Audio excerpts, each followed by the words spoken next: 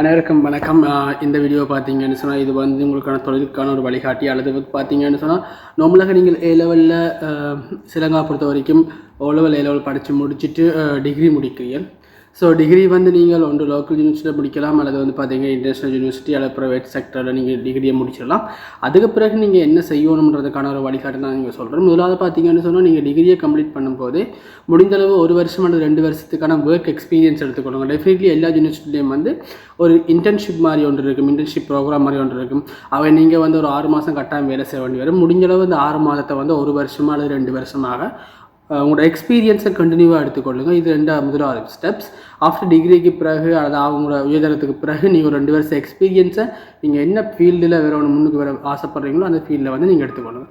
அதுக்கு அடுத்த கட்டமாக நீங்கள் செய்ய வேண்டிய மிக முக்கியமான விஷயம் தான் என்னென்னு சொன்னால், நீங்கள் வந்து ஃபாரினுக்கு எதிர்பார்த்துருக்கிறீங்க, வெளிநாடுகளில் வேலை செய்கிறதுக்கு எதிர்பார்த்துருக்கிறீங்க, ஆப்பர்ச்சுனிட்டி இருந்துச்சுன்னு சொன்னால் நீங்கள் என்ன செய்யுங்கன்னு சொன்னால் உடனே உங்களுக்கான வெளிநாட்டு வேலை வாய்ப்புகளை வந்து பெற்றுக்கொள்வதற்கான வழிவகைகளை பாருங்கள்.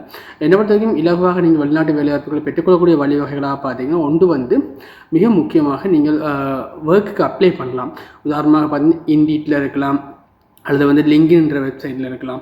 இவங்கள மூலமாக நீங்கள் உங்களுக்கான ப்ரொஃபைலை க்ரியேட் பண்ணி அந்த ப்ரொஃபைலை எல்லாத்தையும் சரியாக டிசைன் பண்ணி நீங்கள் உங்களுக்கான டீட்டெயில்ஸ் எல்லாம் கொடுக்குற சந்தர்ப்பத்தில் உங்களுக்கு என்ன நடக்கும்னு சொன்னால், நீங்கள் உங்களுக்கான ஒர்க் ஆப்பர்ச்சுனிட்டி எப்போ கிடைக்குதோ அந்த ஆப்பர்ச்சுனிட்டி டைமில் நீங்கள் இங்கே ஒர்க் எடுத்துக்கொள்றதுக்கான சுச்சுவேஷன் வந்து மிகவும் அதிகமாகவே இருக்குது.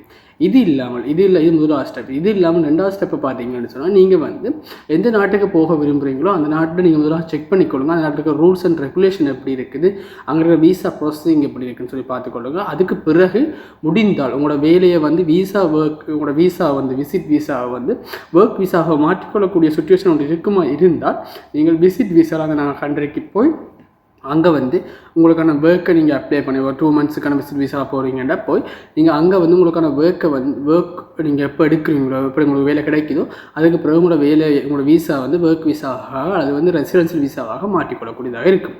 இது 2வது வழிமுறை. 3வது வழிமுறையை பார்த்தீங்கன்னா ஸ்பான்சர்ஷிப். உங்களோட உறவுகள் அது உங்களுக்கு டிரெக்டாக ஸ்பான்சர் பண்ணக்கூடிய ஆட்கள் வந்து குறிப்பிட்ட வெளிநாடுகளில் இருக்கிற சந்தர்ப்பத்தில் நீங்கள் அந்த நாட்டுக்கு வந்து ஸ்பான்சர்ஸ் வீசாலேயே போகலாம்.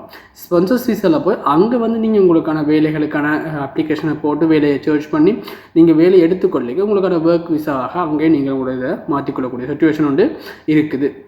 இது இல்லாமல் இன்னொரு வழிமுறை பார்த்தீங்கன்னா, இது வந்து அதிகமானவர்கள் இப்போ பயன்படுத்துகிற வழிவகை தான். இந்த வழிவகைகளை பார்த்தீங்கன்னு சொன்னால், நீங்கள் வந்து ஸ்டூடெண்ட்ஸ் விசாவில் வெளிநாடுகளுக்கு போகிறது. நீங்கள் ஸ்டூடெண்ட்ஸ் விசாவில் வெளிநாடுக்கு போய் உங்களுக்கு பெனிஃபிட் என்ன சொன்னால், நீங்கள் அங்கே வந்து உங்களோட ஸ்டடீஸை கம்ப்ளீட் பண்ணினீங்கன்னு சொன்னால் உங்களுக்கு அந்த நாட்டினுடைய எடுக்கேஷன் சர்டிஃபிகேட், அதாவது டிகிரி சர்டிஃபிகேட்டோ மாஸ்டர்ஸோ இல்லை வந்து பிஹெச்டியோ இப்படியான சர்டிஃபிகேட்ஸ் நீங்கள் அங்கே எடுக்க உங்களுக்கான ஒர்க் எடுக்கிறது மிக மிக இலவாக இருக்கும் ஆஃப்டர் ஸ்டடீஸ்.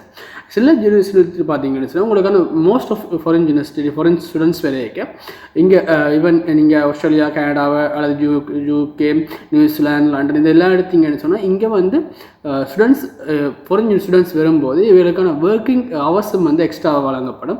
பார்ட் டைம் ஒர்க்காக நீங்கள் செஞ்சு கொள்ளலாம். ஸோ நீங்கள் பார்ட் டைம் ஒர்க் செஞ்சு கொண்டு உங்களோட ஸ்டடீஸ் MBAவோ அல்லது வந்து உங்களோட PhDயோ நீங்கள் கம்ப்ளீட் பண்ணிக்க இந்த நாட்டில் வந்து அல்லது ஈவன் பேச்சுலர்ஸ் நீங்கள் கம்ப்ளீட் பண்ணால் கூட அதுக்கு பிறகு உங்களோட ஒர்க்கை வந்து ஃபுல் டைம் ஒர்க்காக நீங்கள் மாற்றிக்கொள்ளக்கூடிய சுச்சுவேஷன் இருக்குது.